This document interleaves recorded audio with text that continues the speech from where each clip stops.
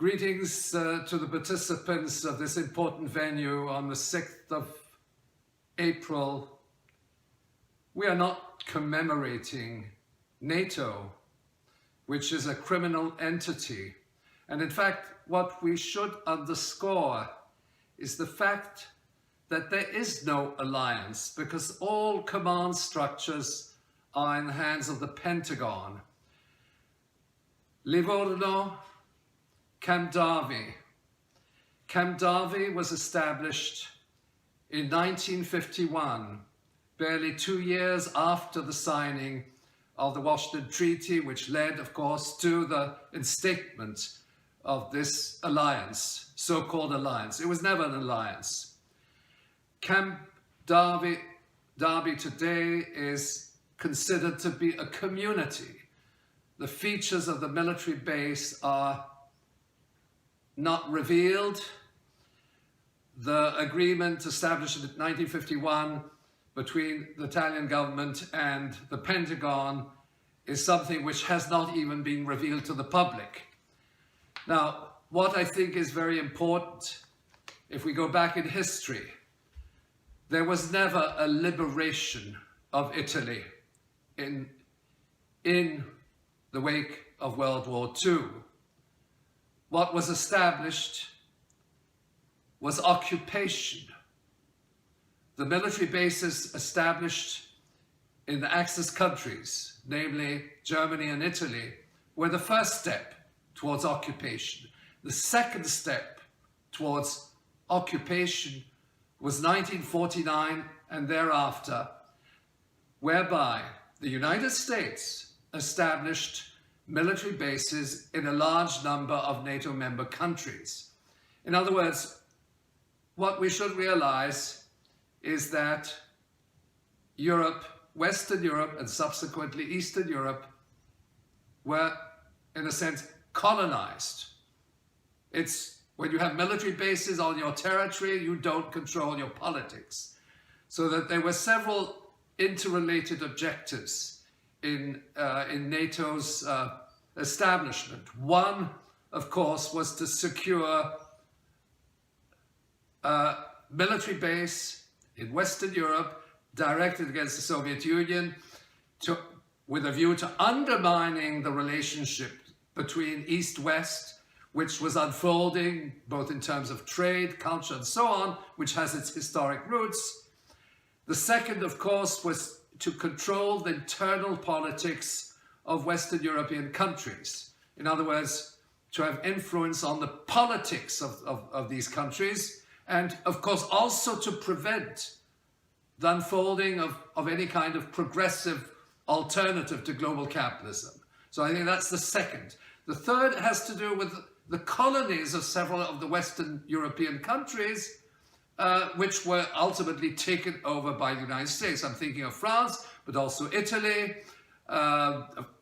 These colonies in North Africa and elsewhere were ultimately absorbed by the US empire, and consequently the former colonial powers have more or less been wiped off the map. And of course, another related objective of NATO and its establishment in Western Europe was to have a platform which would then be used to attack the Middle East, and of course in 1999 to attack Yugoslavia. And the various bases which were, particularly in Italy, were used by the United States. There was never any joint command. You might read that there's joint command between Italy and the United States, but in fact, the command structure is that of the Pentagon. Now, one important element of the deployment of military facilities in Western Europe is that the United States has established, allegedly with the countries concerned, under national command, military facilities which now store and deploy tactical nuclear weapons. And these tactical nuclear weapons are stored and deployed allegedly under national command, but taking orders from the Pentagon. In other words, the Western countries do the dirty work for the Pentagon in Belgium, Holland, Italy, Germany, and Turkey. 5 so-called non-nuclear states which deploy tactical nuclear weapons essentially against the Middle East, but also against the Russian Federation. And this matter has never been the object of any kind of news coverage.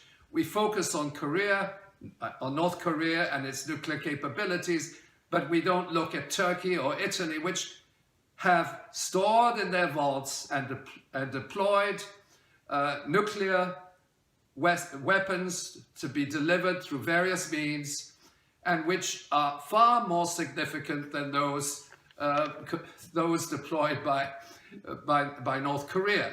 So these 5 countries are de facto nuclear weapons states, taking orders from the Pentagon.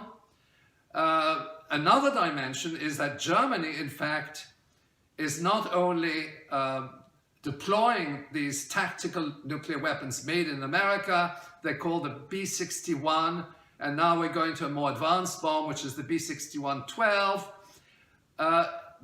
They are, in fact, producing strategic nuclear weapons for the deployment by their partner, France, through the integration of, through joint ventures. It's the EADS, it was the integration of Deutsche Aerospace with Aerospatiale Matra.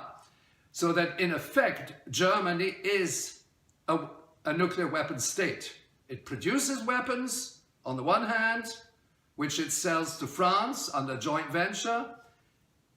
And secondly, it has nuclear weapons made in America under its command, so-called under its national command. But again, the NATO structure is such that the member countries, the 29 member countries, with the exception of the United States, of course, exercise very little in terms of authority. Now, let us look at the broader picture of deployment of the deployment of military bases throughout the world. And this is something which emerged after World War II, and we call that the post-war era. But there was no post-war era.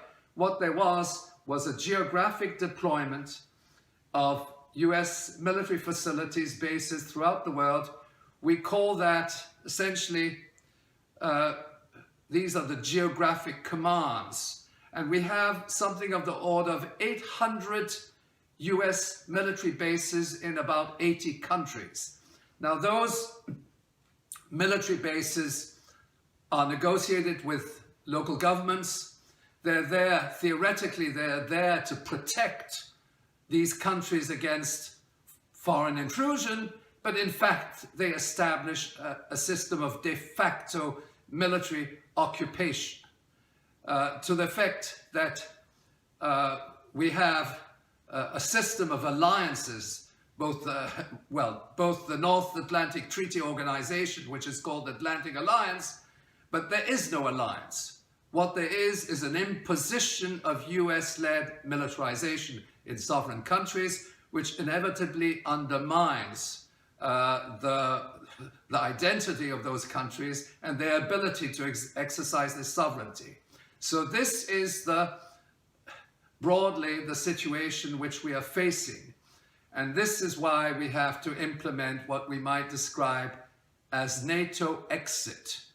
NATO exit means that individually, countries, starting with Italy, but extending throughout the European Union and beyond, we will exit NATO.